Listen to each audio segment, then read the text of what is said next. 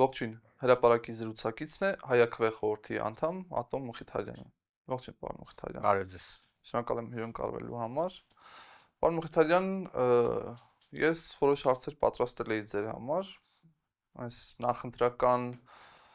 խմորումների մասով, թեժ փուլում ենք, շատ դինամիկ զարգանում է ամեն ինչ ու նախընտրական այս շրջանի հետ կապված բոլոր հարցերը ամեն օր ակտուալ են։ Բայց հարցը, որը պատրաստել էի, մի քիչ ակտուալությունը կորցրեց, որովհետև ընդամենը ժամեր առաջ մենք տեսանք Հայաքվեի հայտարարությունը Միասնության թևերի հետ կապված դաշինքի մասով, որ առանձնացակ։ Այս մասով կուզեի խոսեինք, հայտարարությանը ծանոթ ենք, տեսել ենք, բայց ամեն դեպքում կուզեի անդրադառնայիք, շատ թարմ, ակտուալ է։ Ինչներ, ամեն դեպքում անհրաժեշտ սիներգիաներ չկար, թե ինչ-որ մարտավարական անհամաձայնություններ, ցուցակների հետ կապված, ինչ կատարվեց։ Ուրեմն սկզբից պետք է ասել, թե Հայաքվեն ինչ է, որպեսզի մարդկանց մոտ շատ ճիշտ պատկերացում լինի, թե դեպի որ ուղղությամբ ենք գնում։ Ուրեմն Հայաքվեն 2023-ին շատ կոնկրետ օրակարգով է եկել քաղաքացիական դաշտ, որովհետև դա ծնվել է որպես քաղաքացիական նախաձեռնություն։ Քաղաքացիական նախաձեռնություն բոլորը հիշում են 58000 քաղաքացիների ստորագրություն ընդամենը 2 ամսում, որպեսզի օրենքի փոփոխություններ կատարվի, ընդ որում քրեական օրենսգիրքի փոփոխություններ կատարվի եւ այն պաշտոնյան, որը Արցախը կճանաչի որևէ այլ երկրի կազմում, նա ենթարկվի ամենաբարձր պատժի, քրեական պատասխանատվության, ինչպես նաև հայոց ցեղասպանության նվաստացման կամ օրինակ չճանաչելը դատապարտելը եւ այլն։ Այսինքն հայոց ցեղասպանություն եւ Արցախի խնդիր։ Հիմա, քանի որ այդ խնդիրները մենք ներկայացրեցինք ազգային ժողով եւ ազգային ժողովը դա համընկավ 2023 թվականի տեղահանության, այսինքն Արցախի ցեղասպանության ըստեյության հայոց ցեղասպանության շարունակության հետ, այդ խնդիրը օրակարգից դուրս եկավ ազգային ժողովի եւ լուծում չստացավ ըստեյության, այսինքն փոփոխությունը չկատարվեց, որովհետեւ իշխող կուսակցությունը ուղղակի դեմ եղավ այդպիսի փոփոխությունների։ Հայաքվեն որոշեց այդ ամբողջը բարձրացնել մի քիչ ավելի բարձր աստիճանի եւ քաղաքացիական նախաձեռնությունից վերածվեց որպես միավորման, ազգային քաղաքացիական միավորման։ Իսկ վերջերս արդեն սրանից մոտավորապես կես տարի առաջ, քանի որ Հայաքվեն միավորում է իր մեջ հասարակական կազմակերպություններ, հիմնադրամներ, հեղինակություն ունեցող անձինք, բայց կուսակցություն չկար եւ ըստ էության նաեւ իր մեջ որպես ավելի մեծ կառույց ունեցավ նաեւ կուսակցություն։ Եվ կուսակցություններից մեկը համագումար արեց եւ ըստ էության միացավ անունն էլ փոխելով 54-61-65 կուսակցություններ, որը անցած ընտրություններին մասնակցել էր։ Արենտոնյանի գլխավորությամբ։ Այո,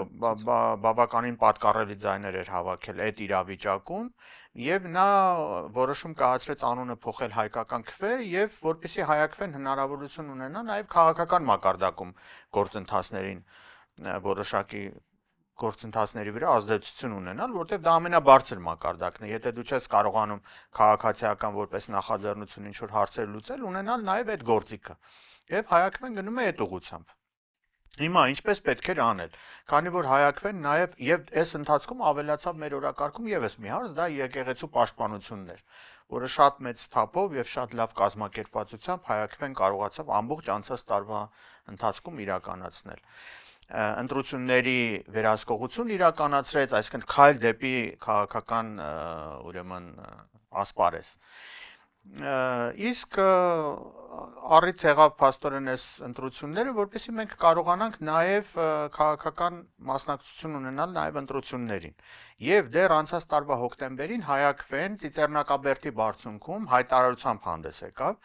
որ մենք նպաստելու ենք Հայաստանում քաղաքական դաշտի պարզեցմանը, ազգային ուժերին աջակցելու ենք եւ ընտրություններին կոչ ենք անելու, որպեսզի մեծ դաշինքներով մասնակցել։ Դա պարզ է, չէ՞, որ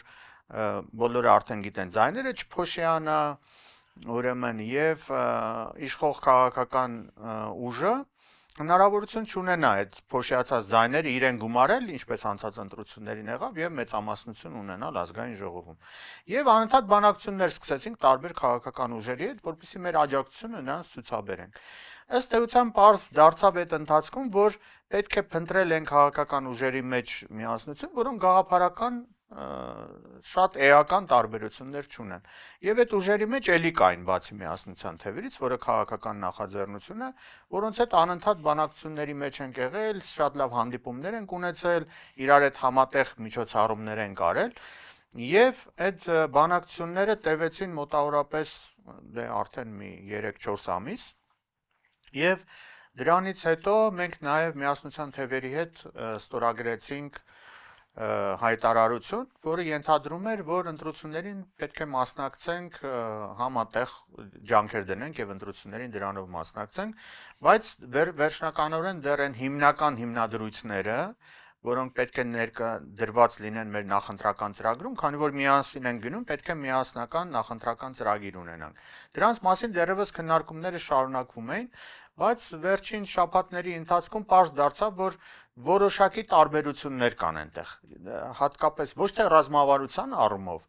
այսինքն որ Հայաստանում պետք է իշխանությունը փոխվի, ազգային ուժեր կան եւ այլ մի քիչ ավելի մարտավարական, այսինքն ինչպես անել, օրինակ այս փուլում ինչպիսի թեզերով հանդես գալ, արդյոք արժի են վերջնական նպատակի մասին հիմա հայտարարել, թե գուցե արժի դրան քայլ առ քայլ գնալ եւ այլն, եւ այս ամբողջ խոսակցությունները, բանակցությունները, հանդիպումները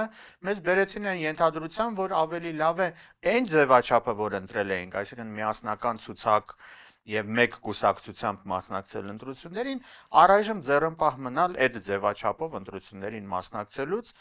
մենք մարդկանց մոտ տպավորություն չստեղծվի էլի, որ օրինակ սկզբից ընկերություն էին անում, հիմա էլ թշնամի դարձան, բնավ այդպիսի բան չկա, շատ նորմալ հարաբերություններ, նույնիսկ ավելի ջերմ քան այն ժամանակ էր, այսօրվանից սկսած, եւ այսօր եւ մենք եւ միասնության թևերը նույն հատարությունը տարածեցինք։ Շատ լավ, պարոն Մխիթարյան, միասնության թևերի հետ չեք այլևս, դա պարզ է։ Իսկ այլ ուժերի հետ, այլ բլոկների հետ ավելի մեծ ինչ որ կոնսուլտացիաներ, հավանական դաշինքներ, թե հայակվեն որոշել է առանձին միայնակ գնալ, թե գուցե այլ ձևաչափով շարունակելու այս ամբողջ process-ներին մասնակցությունը, մենք տեսել ենք, դուք էլ խոսեցիք այդ մասին, դիտորդական շատ հաջող առաքելություն ունեցել թիմ ընտրություններում, այլ նախաձեռնություններ, գուցե այդ ձևաչափով շարունակելու հետագա։ Այո, հայակվեն դեռևս վերջնական որոշում չունի թե ինչպես կլինի, բայց վստահաբար կարող եմ ասել, որ հայակվեն իր ուրույն դերակատարությունը առաջիկա ընտրություններին պիտի ունենա։ Եվ էլի մի բան կարող եմ հաստատել, որ դա չի լինելու դիտորդական առաքելություն իրականացնելու միջոցով։ Ինչի համար, որովհետև ազգային ժողովը հատուկ ուրեմն արագացված ռեժիմով օրենքի մեջ փոփոխություններ կատարեց սրանից 1-1.5 ամիս առաջ հայակվեի դեմ։ Գիտեք չէ այդ մասին։ Հիշում եմ հրաշալի, հա։ Ուրեմն հատուկ շեշտադրելով հայակվեի դիտորդական առաքելությունը վաղարշաբաթի թիմ ընտրություններին, ուրեմն որոշվեց ընտրական օրենսգրքում այնպիսի փոփոխություններ կատարել, որ մինչև այդ պահը գործող 3 պահանջները, որոնք ներկայացվում էին հասարակական կազմակերպություններին կամ հասարակական կազմակերպությունների դաշինքներին, որպեսզի նրանք կարողանան իրավունք ստանալ եւ իրականացնել դիտորդական առաքելություն, դարձավ 11։ Ուրեմն հիմա կա 11 պահանջ, որոնց պետք է բավարարել եւ այդ պահանջների մեջ մի աբսուրդ նաեւ պահանջ կա, որ այդ դիտորդական առաքելությանը կարող են զրկել այդ իրավունքից, եթե այդ առաքելության մեջ ընդգրկված որևէ անդամ, որևէ ժամանակ, որևէ կուսակցության կամ տեխնացուի օգտին քարոզչություն է արել կամ հակաքարոզչություն։ Եվ իսկ դա քանի որ գրեթե անհնարամեր։ Այո, քանի որ դա ուղղակի շատ սուբյեկտիվ մոտեցում է, օրինակ եթե մեկը, չգիտեմ, վարչապետին ասել է, որ այս ոլորտում դու քաղաքականությունը տապալել ես, դա կարող է դիտվել որպես հակաքարոզչություն կամ հակառակը, ինչ որ մի բան։ Այսինքն սա մեզ ցույց տվեց, որ հայակվեն ավելի կարևոր, այսինքն մեզ մղեցին մի քիչ ավելի բարձր մակարդակի, քաղաքական մակարդակում որոշակի դերակատարություն ունենալ, որը մենք ըստ էության այդ, այսպես ասած, ձեռնոցը վերցրել ենք, այդ մարտահրավերը ընդունել ենք եւ գնալու ենք ավելի մեծ դերակատարություն ունենալու ուղիով, իսկ թե ինչպես դեռ քննարկումներ կան, օրինակ մեկը այն է, որ աջակցել ազգային ուժերին, մյուսը այն է, որի ջատագովներից մեկը նաև ես եմ, որ այս ընտրությունները սովորական ընտրություններ չեն, այս ընտրությունները ավելի շատ հանրաքվե են։ Հանրաքվե է Հայաստանի լինելու կամ չլինելու մասին։ Եվ հայաքվեն եւ համապատասխան ուժերը պետք է այդ հանրաքվեին մոտենան որպես հանրաքվե եւ իրենց ձայնով, իրենց աջակցությունը հայտնեն այն ուժերին, որոնք ասում են Հայաստանին այո։ Եվ սա կարող է օրինակ լինել աջակցության ձևերից մեկը։ Մյուսը կարող է լինել ուղղակի աջակցություն բոլոր այն ուժերին, որոնք որոշակի սկզբունքներ օրինակ կընդունեն, որ հայաքվեի սկզբունքներն են եւ դրանք հայտնի են։ Եթե թույլ կտաք պարոն Մոկտենյանի, ասացիք աջակցել ազգային ուժերին, ես հիշեցի, որ հայաքվեի կարծեմ նախագծի շնորհանդեսի ժամանակ ասացիք դուք անձամբ չեք կարծեմ պարոն Չալաբյաններ, որ այսպես կոչված նախկինների հետ բացառում են համագործակցություն նախընտրական շրջանում, հստակ դիստանցավորեցիք։ Այս մասով ինչ-որ բան փոխվել է այնուամենայնիվ, թե մենք խոսում ենք հետընտրական որոշ զարգացումների մասին, եթե կլինեն այդպիսիք, միավորվել այդ թվում նախկին կոչված ուժերի հետ։ Այս փուլում մենք միավորման մասին չենք խոսում, ընդհանրապես որևէ մեկի հետ, ամենայն հավանականությամբ։ Գուցե եւ որոշում կայացվի առանձին մասնակցելու, չնայած բոլորը գիտեն, որ դա մի քիչ ռիսկային է, որովհետեւ շատ քաղաքական ուժեր պայքարում են յուրաքանչյուր ձայնի համար եւ շատ դժվար կլինի այն քաղաքական ուժի, որը շատ նոր քաղաքական ուժ է, որտեղ ինքը դիրքավորվել է որպես քաղաքացիական, մի քիչ ավելի բարձր, քան թե քաղաքականությունն է, որովհետեւ ասացինք եւ ընտրությունների վերահսկողություն եւ մնացած բաները առանձին մասնակցելու հնարավորությունների պարագայում, եթե որոշում կայացվի, հնարավորություն կունենանք համագործակցել ցանկացած այսօրվա անդիմադիր ուժի հետ, արդեն ազգային ժողովում։ Բայց այս փուլում ամենայն հավանականությամբ մենք ձեռնպահ կմնանք, չնայած նորից ասեմ, այս որոշում դեռ չկա, սա ուղղակի իմ կարծիքն եմ ասում։ Շատ լավ։ Դուք, պարոն Մխիթարյան, կրթության ոլորտի փորձագետ, եթե չեմ սխալվում, եթե սխալվում եմ, ուղղեք խնդրեմ, իրավաբան, դասախոսում եք նաև, այ հետաքրքիր է, ինչու հենց հայաքվեն, ինչու հայաքվեին միացաք, որովհետև մանավանդ այս շրջանում վստահաբար այլ թիմերում, ավելի մեծ բլոկներում եւս ձեր տեղը կգտնեիք ցանկության դեպքում։ Գիտեք, հայաքվեն ունի մի քանի առավելություններ, որ ես ցավոք սրտի մյուս տեղերում դեռ չեմ տեսել։ Հայաքվեն ունի իմ կարծիքով ամենաբարձր ինտելեկտուալ պոտենցիալը, վերլուծական միտքը,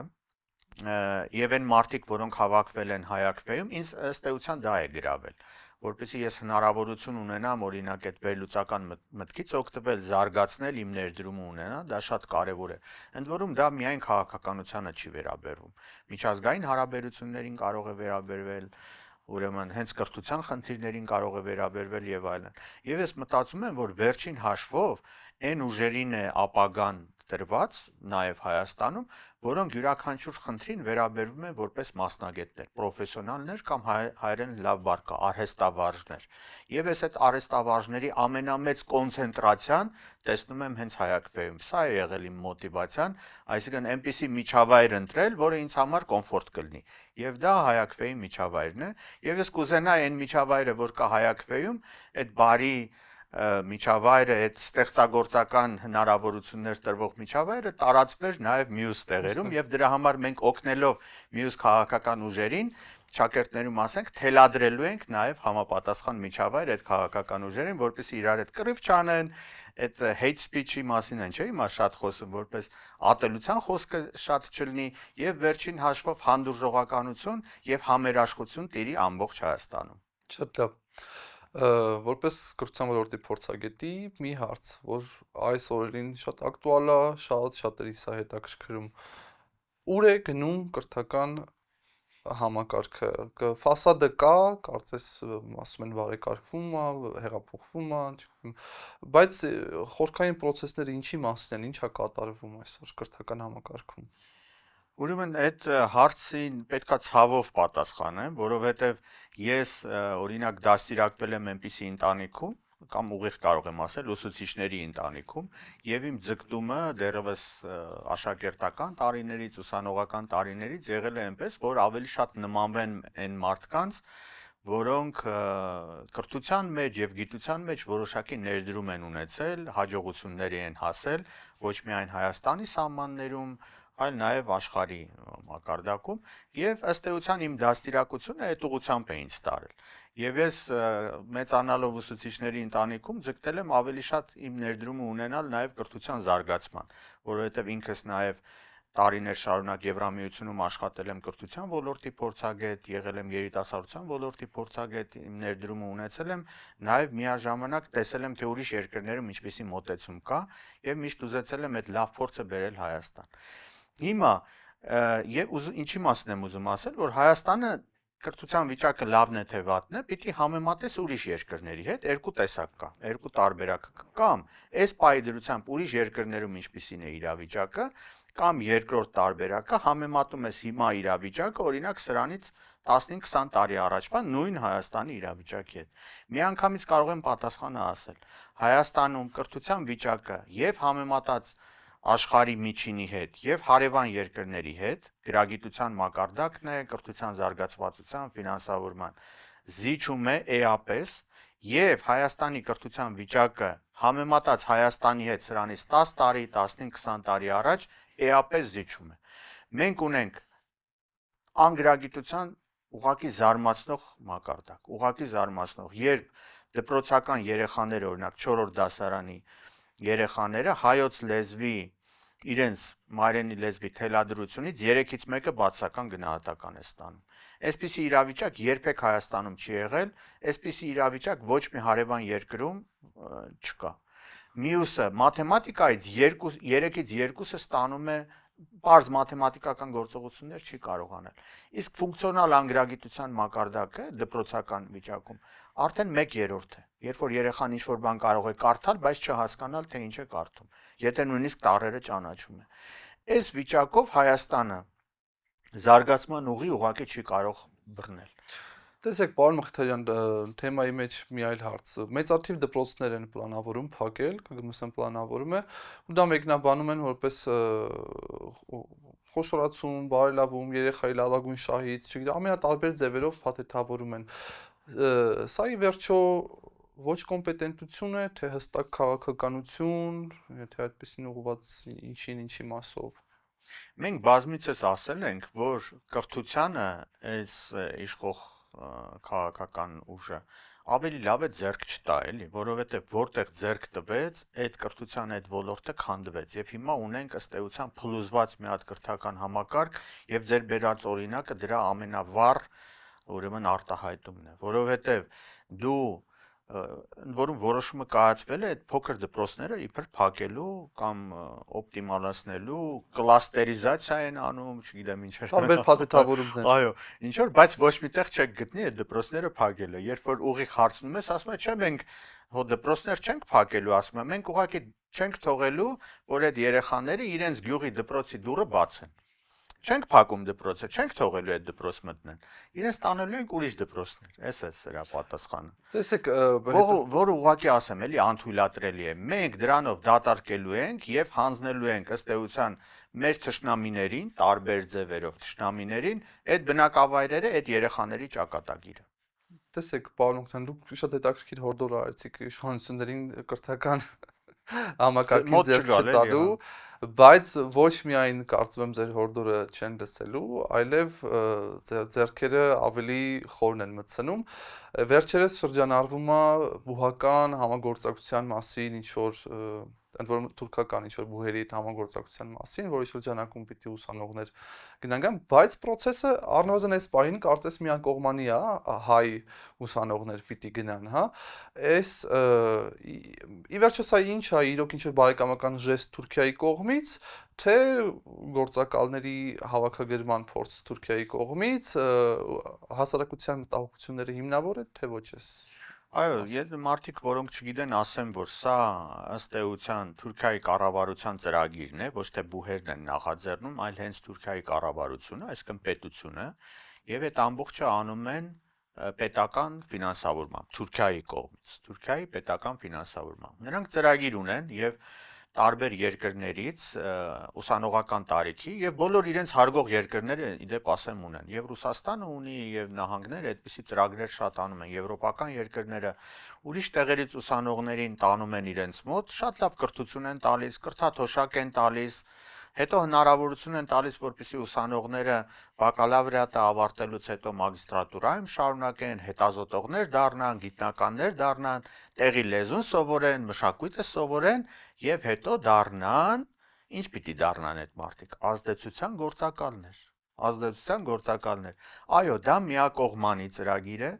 ես էլի եմ ասել ես համաձայն կլինեի այդ ծրագրին եթե օրինակ մեր կառավարությունը ֆինանսավոր էր շատ լավ գերազանցիկ սովորող թուրք ուսանողների նրանք գային օրինակ Հայաստանի գիտությունների ազգային ակադեմիայում մեր ցեղասպանության ինստիտուտում օրինակ հետազոտություններ անեին հետո գնային իրենց երկիր թուրքերենով հրապարակեին օրինակ հայոց ցեղասպանության մասին հոդվածներ գրեին կամ կրթական միջոցառումներ կազմակերպեին գիտաժողովներ կազմակերպեին ես դա կհասկանայի բայց միակողմանի էնել տասնյակ լավագույն երիտասարդներին տանել կամ թույլ տալ, որպեսզի նրանք միակողմանի գնան եւ դառնան Հայաստանում հետագայում նրանց շահերի ներկայացուցիչը, ուղղակի անթույլատրելի է։ Ընդ որում շատերը մտածում են դե լավ, կարելի է գնալ, բայց չընկնել այդ ազդեցության տակ։ Ուղղակի հարգելիներս պետք է ասեմ, որ այդպես չի լինում։ Դուք առանց գիտակցելու եք ընկնելու այդ ազդեցության տակ, որովհետև նորից դուք լեզուն եք սովորելու, մշակույթը եւ ուզեք թե չուզեք դուք դառնալու եք իսկապես այդ շահերի ներկայացուցիչները։ Ինչպես օրինակ Հայաստանի 18 թվականի իրադարձություններից 10-15 տարի արևմուտքն էր կազմակերպում Հայաստանում, չէ՞, ըստ էության ինչ եղավ։ Ամբողջ ուրեմն հասարակական երիտասարդական դաշտը հնարավորություն ստեղծվեց հարյուրներով Ուրեմն իրենց ուսումը կարճաժամկետ տարբեր կրթական ծրագրերի մասնակցել տարբեր երկրներում, բայց այնպես չի, որ բոլորը մտածում էին, թե արդյունքը ինչ է լինելու։ Արդյունքը այն եղավ, որ 18 թվականից հետո Հայաստանում երիտասարդության հասարակական ակտիվության դաշտը ամայացավ։ Բոլորը համապատասխան գիտելիք, փորձ ձեռք բերեցին եւ անցան քաղաքականություն։ Նույնը կկատարվի այստեղ։ Դա ուղղակի անթույլատրելի է, որովհետև սա ենթադրում է նրա մասին, որ Հայաստանը այդ ուղղությամբ պետական քաղաքականություն ուղղակի չի վարում, կամ վարումն է միտումնավոր այնպիսի քաղաքականություն, որ մեր երիտասարդներին ուրեմն պատրաստի ապագա քաղաքական զարգացումներին ճակերտներում ասեն։ Շատ լավ։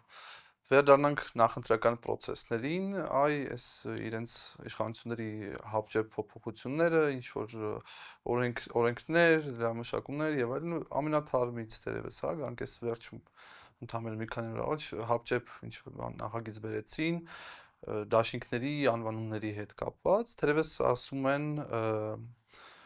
որ սա կապված է կոնկրետ ընդդիմադիր խոշոր բլոկի դաշինքային բլոկի անվան հետ կապված Բայց ասում են սա պլան B է ընդամենը, պլան A-ն չգրանցել եւ այլն, ձեր կարծիքը, ձեր, չգիտեմ, կանխատեսումները շրջանի մասով։ Այո, ովքեր չգիտեն, ասեմ, որ ես 15 տարուց ավել դասավանդում եմ մագիստրատուրայում որպես ընտրական իրավունքի դասախոս։ Եվ այդ 15 ավել տարիների ընթացքում շատ լավ կամ մասնագիտական աչքով տեսել եմ, թե Հայաստանում ընտրական օրենսգիրքը ինչ ուղղությամբ է փոխվել եւ հիմա ուր է հասել։ Ընտրական օրենսգիրքը Հայաստանում ունի 145 հոդված, որոնց 90%-ից ավելին այս ընթացքում փոփոխություններ է կրել, որը իրավաբանների, քաղաքական գործիչների, քաղաքագետների համար ուղղակի անթույլատրելի է։ Իրավունք չկա, օրինակ, այդպիսի փոփոխություններ անել, առավել եւս, երբ որ մեզ սպասում են ընդամենը 2 ամսից ազգային ժողովի ամենակարևոր ընտրությունները, որովհետեւ ժողովրդին էլ ընտրության հնարավորություն չեն թողել, չէ՞։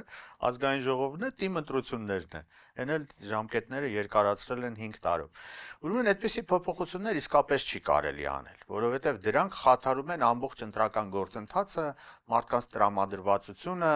եւ վատ իմպուլսներ են հաղորդում։ Ինչ փոփոխություններ որ լինել, հասկանում եք, ինչ փոփոխություններ լինի, դրան պետք է դեմ լինել, որովհետեւ այդ ամբողջը բերելու է սրան։ Բայց ընտրական օրենսգիրքի ձեռք տալը դարձել է փաստորեն խաղուպար այս իշխանությունների համար։ Վաղը կուզենան, այո, ընտրական օրենսգիրքը այնպես կփոխեն, որ նույնիսկ կարող են գրել, որ ուրեմն Սամվել Կարապետյան անունով չի կարելի տեխնացու գրանցել, Հայակվե անունով դիտորդական առաքելություն իրավունք չունեք գրանցելու։ Կոնկրետ կարող են գրել, որտեղ այս իշխանությունների մտածողությունը ինչպես է, վերջի փոփոխությունների փորձը հենց դրա մասին է խոսում։ Ասում է, եթե ինչ-որ մի բան չի կարելի, չեն ուզում, որ այդ բանը լինի, ուրեմն դա պետք է արգելել օրենքով։ Դա ինչ պետք է անել, այդպես նաև սահմանադրությունը փոխվեց, հիշում եք, չէ՞, 2020 թվականին։ Ուրեմն կարելի է ուրեմն նույնիսկ սահմանադրությունը փոխել ինչ որ մեկի քմահաճույքը օրենքում ամրագրելու համար։ Սա հերթական ուրեմն այդպիսի դեպքն է։ Տեսեք, պարոն Մխիթարյան, այս նախընտրական շրջանում դեռ 1-1.5 ամիս առաջ չհայտարարված ոչ օֆիցիալ իշխանությունները սկսեցին քարոզարշավը քաղաքում շրջաններում պտտվելը շատ ահագին բաներ տեսանք այս ընթացքում, ընդհանուր մինչև մոտ 2 շաբաթ առաջվա եկեղեցու միջադեպը, որի արդյունքում միջադեպից հետո երբ վարչապետը Թիկնազորով մտել, փորձել էր առաջանալ, հրմշտոցեր եղել, դպրոցահասակին հարվածել էին, ինչ-որ խառը կադրեր, հետո այդ դպրոցական տղային Դավիթին բերման ենթարկեցին, ձերբակալեցին, չնայած առողջական խնդիրներին ու հոդված դրեցին, որ ինչ-որ պաշտոնյայի գործունեությունը եւ այլն, չգիտեմ, խանգարել ինչ-որ նմանատիպ մի հոդված էր, այսինքն փաստացի ընդունում էին, որ ինչ-որ գործունեություն էր վարչապետը, իր պաշտոնը այդտեղ էր, ինչ-որ քարոզարշավի մաս էր երևի։ Ահագին բան արդեն ասեցի, տեսանք, դեռ երևի մի ահագին բան էլ, գուցե ավելի նենք քայլեր, ավելի սարսափելի քայլեր տեսնելու ենք։ Ինչ եք ակնկալում, ինչքանով եք պատրաստ, շատ ուժեր այս օրերին պնդում են, որ մեր հաղթանակի, ընդդիմության հաղթանակի երաշխիքը բարձր մասնակցայնությունն է։ Ես գիտեմ, որ Հայակվեն նաև գրասենյակներ է բացում շրջաններում, ակտիվ շփվում է մարդկանց հետ, հուսադրող են արդյոք այս շփումները մասնակցայնության մասով։ Հայակվեն, այո, միշտ հետազոտություններ է անում եւ ձեռքը, ինչպես ասում են, պուլսի վրա է պահում հասարակական տրամադրությունները, որ ուղղությամբ են զարգանում, ինչպիսի հնարավոր ելքեր կարելի է գտնել, որպեսզի երկիրը վերջին հաշվով փրկել, որովհետեւ նորից ասեմ, այս ընտրությունները դրա լավ հնարավորություն են տալիս եւ դա է պատճառը, որ Հայակվեն իսկապես ժողովրդի հետ շփվելու համար ունի արդեն այս պայդրությամբ 20 գրասենյակ Հայաստանի ողջ տարածքում եւ Երևանում եւ բոլոր մարզերում եւ դա մեզ հնարավորություն է տալիս եւ տեղական ծրագրեր իրականացնել եւ քննարկումներ կազմակերպել, մարդկանց անընդհատ ներգրավել այդ գործընթացների մեջ եւ բացի դրանից շատ կարեւոր է ինչ է Հայակվեն անում է, աշխատում է մեր բնակչության, մեր քաղաքացիների իրավական ինքնագիտակցության բարձրացման վրա, որովհետեւ մենք գտնում ենք, որ յուրաքանչյուր նախաձեռնության լինի իրավական, չգիտեմ, օրենսդրական այլ նախաձեռնությունների առանցքում պիտի լինի մարդկանց կրթությունը։ Դա շատ կարևոր է, այսինքն մարդիկ պիտի գիտակցաբար այդ քայլերը անեն։ Եվ մենք կազմակերպում ենք մասնավորապես օրինակ Հայակվեն այս ընթացքում 500-ից ավելի դիտորդ է օրինակ պատրաստել ընտրություններին, այդ անունն ենք դրել դիտորդ, բայց այդ մարդիկ են, որոնք զինված են համապատասխան գիտելիքներով եւ իրենց շրջապատում ազդեցություն ունեն եւ կարող են բացատրել օրինակ այս քայլից հետո ընտրությունների ընթացքում հաջորդ քայլը ինչ պետք է անի եւ մնացածը դուք թիվ նշեցիք 500, այո 500, այդ նկատում եք մինչեւ այս պահը, այսինքն շարունակական է, թե մինչեւ Էջմիածնի թիմ ընտրությունները մինչեւ Էջմիածնի ընտրություններն էին կարել եւ նրանցից եթե չեմ սխալվում 120-ից ավելին ընդգրկված էին հենց Վաղաշապատի ընտրություններին, բայց ինչի մասին եմ ուզում ասել, որ մենք նաեւ նրանց սովորեցնում ենք, որ ընտրությունների քարոզչությունը սկսվում է տեխնացուների, այս դեպքում կուսակցությունների եւ դաշինքների գրանցումից 5 օր հետո, որը այս պարագայում լինելու է մայիսի 8-ին, որովհետեւ գրանցումը ավարտվում է մայիսի 3-ին։ Մայիսի 8-ին եւ շարունակվելու է մինչեւ քվեարկությունից 1 օր առաջ, այսինքն 1 օր առաջ եւ քվեարկության օր այլ չի թույլատրվում քարոզչություն։ Իսկ ինչի մասին դուք ասացիք, դա ընտրական օրենսգիրքը չի կարգավորում, բայց այստեղ խնդիրը չի, ասենք ինչ որ կուսակցություն գնա, իր կուսակիցների մեջ քարոզչություն անի, դա նորմալ է։ Բայց այդ մասին օրինակ յուրաքանչյուր կիրակի ես հետևում եմ, հանրային հեռուստատեսությամբ ցույց տալ, թե ինչպես է կուսակցություններից մեկի, չգիտեմ, ղեկավար ասեմ, թե այո,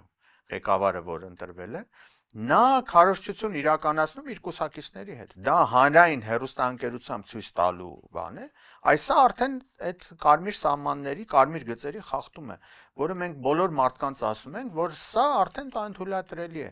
Ամեն մեկի գործն է, թե օրինակ իր ընտրական ցուցակը կուսակցությունը ինչպես է կազմում, խորհրդակցություններով, քվեարկություններով, ընդ որում օրենքը ասում է, որ առաջին 30-ը պետք է անպայման հերթական ընտրությունների դեպքում հաստատվի համագումարի կողմից, այսինքն ամենաբարձր որոշում կայացնող մարմնի կողմից, որը հիմա կուսակցությունները անում են։ Բայց այդ process-ը դարձնել քարոզչության նյութ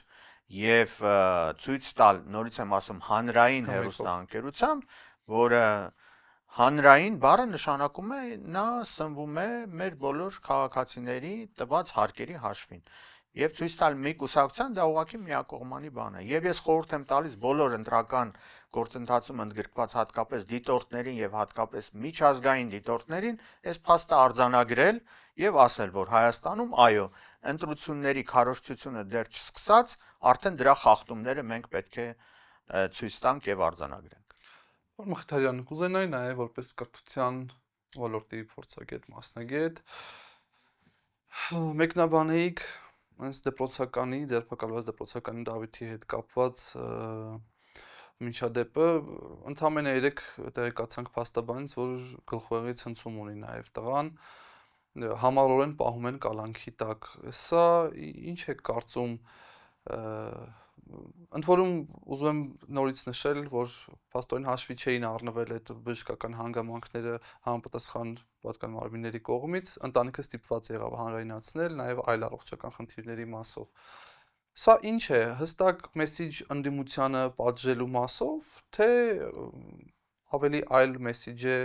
մեր ապագայի հետ կապված, քանի որ տղան դպրոցական է, մեր վաղվա ապագան այսօրվա դպրոցականներն են նաև։ Ուրեմն մեր ընկերներից մեկը կատակով ասել էր, որ ուրեմն վարչախմբի պարագլխի հաջորդ կոնֆլիկտը լինելու է մանկապարտեզի սանի հետ։ Այսինքն ինչ է կանում էլի, եկեք մի հատ մտածեք։ Իսկ մյուս կողմից, եթե լուրջ պետք է ասել, որ մարդասիրությունը պետք է ամեն ինչից վեր լինի։ Յուրաքանչյուրս մեր վարքագծով պետք է խրախուսենք, որպեսզի իսկապես ազգային համերաշխություն լինի Հայաստանում, որպեսզի կարողանանք համատեղ ուժերով հաղթահարել այն դժվարությունները, որ կան։ Ինչ է նշանակում ամբողջ ուժով այդ պետական մարմիններն են, այդ իրենց կուսակցական քարոզչությունն է, ուրեմն ուղղել մի դպրոցականի։ Նրան զրկել կրթվելու իրավունքից։ Լավ սովորող երեխա է, ես ինչքան հասկացա։ Ուրեմն որևէ ռեակցիա չտալ տարբեր հասարակական կազմակերպություններին, որոնք հայտարարությամբ հանդես եկան, որ ավելի լավ է այդ երեխային թողեն, էլի ոչ թե տանեն կալանքի։ Ես չգիտեմ, դատախազությունը էլի ձայն չի հանում։ Ուղղակի անթույլատրելի է, ինչ է, դուք վախենում եք այդքան այդ երեխայից 17-18 տարեկան երեխայից, որ ինչ եք ուզում ցույց տաք, էլի։ Եթե մտածում են, որ ընդդիմությունը դրանից կվախենա, ընդհակառակը։ Ինձ կարծում է, որ հակառակը պիտի լինի եւ իշխանության փոփոխությունից հետո նման դեպքերը պետք է ուղղակի բացառել։ Տեսեք, Փաշինյանը համառորեն շարունակում է պնդել, որ եթե իրեն չընտրեն, խաղաղություն չի լինի, պատերազմ կլինի։ Ինչ է ստացվում, այսինքն խաղաղություն միայն իր հետ, իրենց այդ իշխանության կուսակցության հետ են, հա, պատրաստում կնքել։ Ուրեմն մարդկանց, գիտեք, պատկերացումները այնքան տարբեր են, ասենք լայն պատկերացում ունեցող մարդը երբեք չի կարող խաղաղության գործընթացը կապի ինչ-որ մեկի հետ։ Բա որ այդ մեկին ինչ-որ բան պատահի։ Այդ երկիրը գնա կորի, ինչպես ասում են։ Չի կարելի այդպիսի բան ասել, եւ իրական խաղաղությունը կլինի այն ժամանակ, ես ասեմ, երբ որ ժողովուրդների մեջ իսկապես կլինի հաղորդակցություն։ Մենք չենք կարող փակ սահմաններ պահել եւ ասել, որ խաղաղություն է, գիտեք, խաղաղությունը այդ չի։ Խաղաղությունն է, երբ որ մարդկանց մեջ հաղորդակցություն կա։ Իսկ դրան պետք է գալ քայլ առ քայլ։ Դրան պետք է գալ իսկապես ավելի ցածր մակարդակով, էլի։ Երկու մարդու պայմանավորվածությամբ խաղաղություն չի լինում, սա առաջինը, եւ երկրորդը խաղաղությունը անարդար չի կարող լինել։ Պետք է խաղաղությունը լինի արդար, որպեսզի լինի երկարատև։ Եթե դու արդարությունը հանում ես եւ թողում ես բարձի թողի վիճակում, այդ խաղաղությունը չի կարող երկար տեղ։ ուզում եմ 1 մարդ լինի, 100 մարդ լինի, որ ուզենա այդ խաղաղությունը, 1000 մարդ լինի, այդ խաղաղությունը երկար տևել չի կարող։ Եվ դրա համար պետք է այ կոնցեպտը փոխել, այսինքն հայեցակարգային մոտեցում ցույց տալ այդ խաղաղությանը, եւ ես մտածում եմ, որ այստեղ առանցքային նշանակություն ունի նաեւ կրթությունը։ Դու գիտեք, օրինակ, մեր չթաքցնենք, ճշտամի պետություններ ունենք երկու մեր հարևանները։ Այնտեղ այդ խաղաղության հակաքարոզը հենց կրթության միջոցով է, չէ՞ գնում, երբ որ դասագրքերում ասում են ով է քո ճշտամին, այո, ինչպես պետք է նրա հետ վարվել, եւ դա էր պատճառը, մենք ունեցանք Բուդապեշտի դեպքերը, Գուրգենը եւ անունը չեմ ուզում մյուսի տալ, այսպիսի դեպքերը ինչից են գալիս, դաստիարակությունից, կրթությունից են գալիս եւ դրա համար է օրինակ, երբ որ հայոց ցեղասպանությունը ճանաչած երկրներին, ես ինքս Եվրոպայի խորհրդում այդ թեմայով գիտաժողովի եմ մասնակցել, հաջորդ քայլը ցեղասպանության ճանաչումից հետո պիտի լինի դրա ներդրումը դպրոցական դասագրքերում, որպեսզի դպրոցական տարիքից արդեն երեխաները իմանան ինչ է ցեղասպանությունը եւ ինչ պետք է անել դա կրկնությունը չթույլատրելու համար։ Նույնը պիտի լինի Ադրբեջանի պարագայում։ Դու չես կարող միակողմանի այդ ամբողջը անել։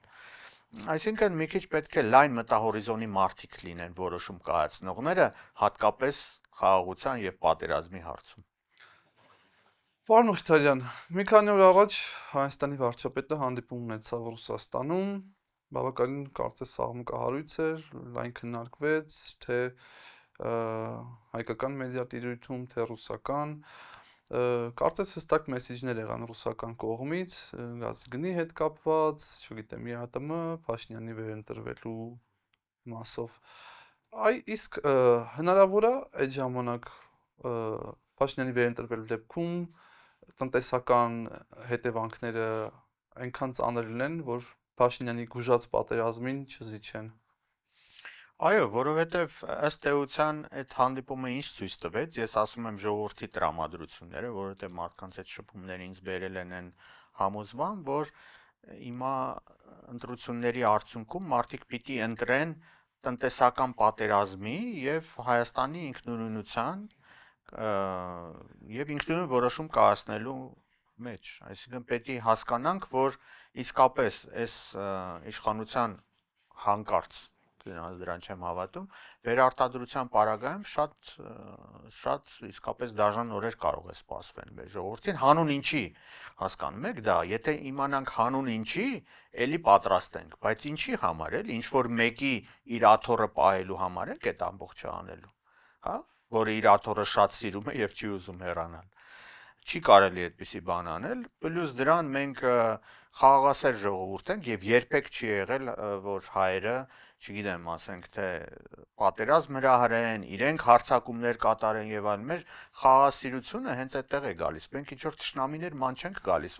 որպեսզի իրենց հետ հակադրվենք եւ մեր իշխանությունը պահենք, ինչպես շատ բռնակալներ իսկապես անում են։ Հիմա այդ մենք չենք ուզում Հայաստան բերել այդ բռնակալական մոտեցումը, որ պատերազմ հրահրեմ, ասեմ, գիտեք ինչ, մի երկու հատ կրակեք, որպեսզի ես իմ աթոռը լավ կարողանամ պահել։ Ուղղակի անթույլատրելի է։ Մենք պետք է բարի դրացիական հարաբերություններ ունենանք մեր բոլոր հարևանների հետ, հասկանալով նաև բոլորի ցանկությունները։ Ես չեմ կարծում, որ ժողովուրդների մեջ կա այնպիսի հայ եւ ռուսի նկատի ունեմ, այնպիսի անտագոնիզմ, որ իրար չենք կարողանում տարել։ Դա ըստ էության հրահրողը կարելի է ասել մեր իշխանություններն են, որը շատերի համար ուղղակի խորթ է։ Այլ չասենք մեր Սփյուռքի մասին։ Պետք է մտածել նաև, այո, երկրորդ քայլի, երրորդ քայլի մասին, ուղղակի անթույլատրելի է։ Յուրաքանչյուրին խորհուրդ եմ տալիս, երբ որ այդպիսի բան մտածում ենք, մտածենք հանուն ինչի։ Եթե դա մի հոգու բարեկեցիկ կյանքի մասին է, պետք է մերժել։ Շատ լավ, ամփոփենք մեր զրույցը, պարոն Մխիթարյան, թերևս ավանդական դարձած հարցով, որ բոլոր ուժերի ներկայացուցիչներին տալիս եմ։ Եթե վերջին հարցումների արդյունքով բարձր որ անցողիկ շեմը հաղթահարելու խնդիր ունեք, նկատում եմ, եթե հայակվեն գնա առանձին ու բարձրի որ նման խնդիր կա, կհրաժարվեք մասնակցությունից, որպեսզի ձայներ չփոշիանան։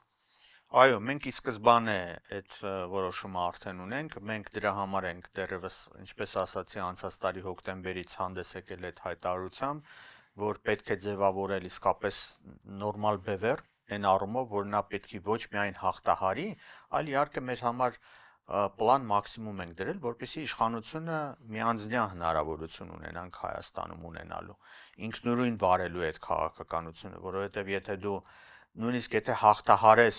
բայց էական լծակներ չունենաս, հիմա էլ ազգային ժողովում ունենք ուժեր, որոնք հաղթահարել են, բայց նրանցից կախված էական բան չկա։ Այսինքն դու այնպիսի ազդեցություն պիտի ունենաս քաղաքական որոշումների կայացման վրա, որ էական կարողանաս իրավիճակ փոխել։ Այսինքն մեզ համար դա էլ ընդունելի չի փոքրիկ ֆրակցիայով ներկայացված լինել ազգային ժողովում ընդդիմության կարգավիճակով։ Սա անթույլատրելի է։ Մենք երբեք այդ քայլին չենք գնա։ Ընդդիմություն չեք աշխատի։ Ոչ։